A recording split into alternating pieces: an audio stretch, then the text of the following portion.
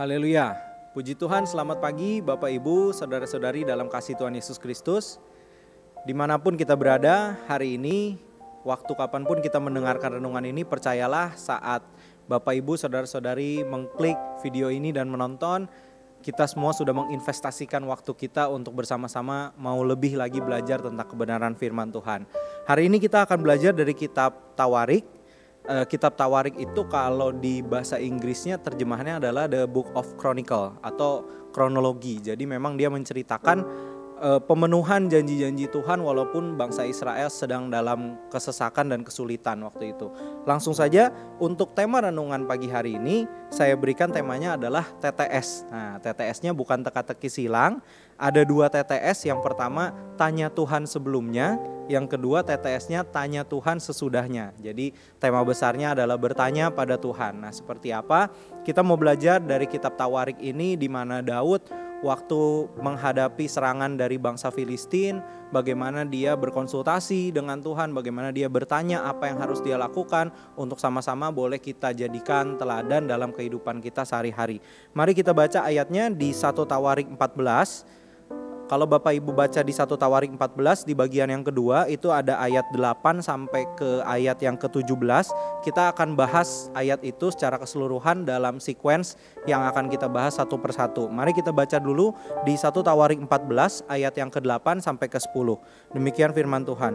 Ketika didengar orang Filistin bahwa Daud telah diurapi menjadi raja atas seluruh Israel, maka majulah semua orang Filistin untuk menangkap Daud.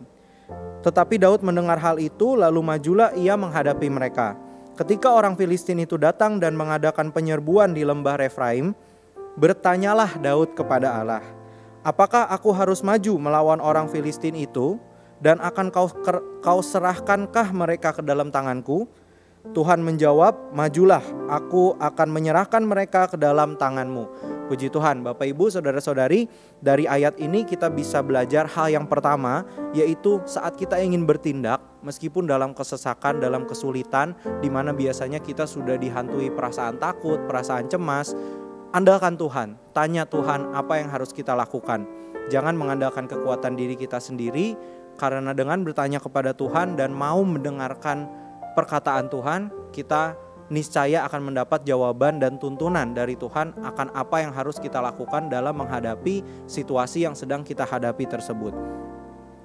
Dengan bertanya kepada Tuhan, artinya juga kita mau merendahkan diri kita di hadapan Tuhan. Artinya kita memposisikan kita butuh pertolongan Tuhan, kita butuh tuntunan dan jawaban Tuhan. Bukan diriku ini yang kuandalkan, tetapi aku meminta pertolongan daripada Tuhan dengan bertanya kepada Tuhan. Itu hal yang pertama. Kemudian hal yang kedua, kita lanjutkan baca di 1 Tawarik 14 ayat yang ke-11. Lalu majulah ia ke Baal Perasim, dan Daud memukul mereka kalah di sana. Berkatalah Daud, Allah telah menerobos musuhku dengan perantaraanku seperti air menerobos. Hal yang kedua yang bisa kita pelajari Bapak Ibu Saudara-saudari, di mana setelah kita mendapat jawaban dari Tuhan Allah kita, di mana kita berhasil melalui kesesakan tersebut, kesulitan tersebut, hal yang harus kita lakukan adalah megahkan Allah, tinggikan namanya, bukan memegahkan diri kita sendiri. Di sini jelas Daud berkata bahwa Allah menerobos mereka dengan perantaraanku. Jadi kita ini hanya sebagai perantaranya saja Bapak Ibu Saudara-saudari, kita hanya sebagai subjeknya, karena kuasa yang bekerja yang menghadapi musuh-musuh kita tidak lain dan tidak bukan adalah kuasa yang diberikan oleh Tuhan Allah kita, bukan karena hebat dan gagah kita. Demikian yang Daud katakan kepada Tuhan setelah dia berhasil mengalahkan musuh-musuhnya. Itu hal yang kedua. Kita lanjut ke hal yang ketiga. Kita lanjutkan di dalam 1 Tawarik 14 ayat 13 sampai 15. Ketika orang Filistin menyerbu sekali lagi di lembah itu, maka bertanyalah lagi Daud kepada Allah. Lalu Allah menjawab, janganlah maju di belakang mereka, tetapi buatlah gerakan lingkaran terhadap mereka, sehingga engkau dapat menyerang mereka dari jurusan pohon-pohon kertau. Dan bila engkau mendengar bunyi derap langkah di puncak pohon-pohon kerau itu, maka haruslah engkau keluar bertempur, sebab Allah telah keluar berperang di depanmu untuk memukul kalah tentara orang Filistin.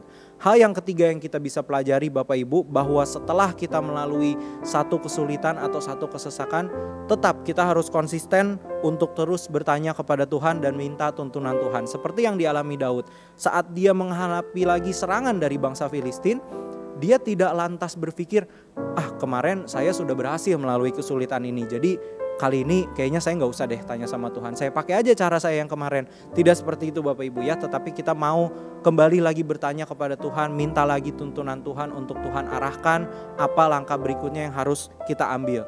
Di ayat ini terbaca dengan jelas bahwa Tuhan memberikan sampai rinci, sampai detil gitu ya Bapak Ibu ya. Kalau kita bisa baca apa-apa saja yang harus Daud persiapkan dan lakukan dalam menghadapi serangan bangsa Filistin yang kedua kalinya. Di situ kita lihat konsistensi Daud untuk terus mengandalkan Tuhan dalam setiap langkah-langkah yang akan dia ambil dalam kehidupannya. Kemudian hal yang keempat, kita baca lagi lanjutannya di dalam 1 Tawarik 14 ayat yang ke-16. Dan Daud berbuat seperti yang diperintahkan Allah kepadanya, maka mereka memukul kalah tentara orang Filistin, mulai dari Gibeon sampai ke Gezer. Nah, dari ayat ini kita mau belajar hal yang keempat, bahwa kita setelah bertanya sama Tuhan, kita harus lakukan apa yang menjadi maunya Tuhan. Jangan cuma bertanya, tetapi ketika kita sudah merefleksikan ke dalam ayat-ayat di Alkitab, kita sudah menerima tuntunan dari Tuhan, lalu kita merasa sepertinya tidak sesuai dengan yang saya mau, kemudian kita tidak lakukan. Itu artinya apa Bapak Ibu? Sama juga bohong. Percuma kita tanya sama Tuhan, tetapi ketika kita mendapatkan tuntunan Tuhan, kita tidak mau melakukannya. Seperti yang dilakukan Daud, setelah Tuhan menjelaskan secara rinci dan detail apa-apa saja yang harus dia lakukan, dia lakukan dan sesuai dengan perintahnya Allah. Dan apa yang terjadi ketika kita mau mendengarkan dan melakukan jawaban Tuhan tersebut, kita belajar hal yang kelima. Kita baca ayat terakhir di dalam kitab 1 Tawarik yang ke-14 ini, di ayat yang ke-17. Lalu termasyurlah nama Daud di segala negeri, dan Tuhan mendatangkan rasa takut kepadanya atas segala bangsa. Jadi jelas Bapak Ibu, runutan ayat dari yang ke-8 tadi kita baca bersama-sama hingga di ayat yang terakhir, di ayat yang ke-17. Di sana dikatakan bahwa berkat dan karunia Tuhan itu Tuhan limpahkan kepada Daud. Jadi tidak hanya Tuhan menuntun apa yang harus Daud lakukan, tidak hanya Tuhan mengalahkan musuh-musuh Daud, tidak hanya Tuhan memberikan jawaban atas apa yang ditanyakan dan dihadapi dalam kesulitannya Daud, tetapi juga dia melimpahkan berkat dan karunia-Nya. Karena apa? Karena Daud senantiasa mengandalkan Tuhan, senantiasa bertanya kepada Tuhan apa yang harus dia lakukan, dan senantiasa yang terlebih penting adalah melakukan seturut dengan kehendak dan perintah Tuhan. Nah, Bapak Ibu, dalam keseharian kita mungkin saat kita menghadapi kesulitan atau kita sedang mengalami pergumulan, kita berdoa kepada Tuhan. Mungkin kita pernah membaca quote atau kalimat gitu ya. Dalam setiap doa kita jawabannya itu hanya ada 3. Jawabannya iya, tidak, dan belum saatnya. Nah, kalaupun ternyata jawaban dari doa-doa kita adalah jawabannya tidak, yakin dan percaya bahwa pasti Tuhan punya jawaban atas kenapa jawaban tidak itu yang diberikan kepada kita. Kelak later in the end kita akan menemukan apa sebenarnya rencananya Tuhan dalam kehidupan kita. Nah, satu lagi cara untuk bagaimana kita mendapatkan tuntunan dan jawaban dari Tuhan adalah dengan senantiasa tentunya merendahkan diri kita dan arahkan pandangan kita terus kepada Tuhan, bukan cari bantuan ke kiri dan ke kanan. Kita mau baca ayatnya di dalam Mazmur 123 ayat yang ke-1 dan yang ke-2. Demikian bunyi firman Tuhan, nyanyian ziarah, kepadamu aku melayangkan mataku, ya Engkau yang bersemayam di sorga. Lihat, seperti mata para hamba laki-laki memandang kepada tangan tuannya, seperti mata hamba perempuan memandang kepada tangan nyonyanya.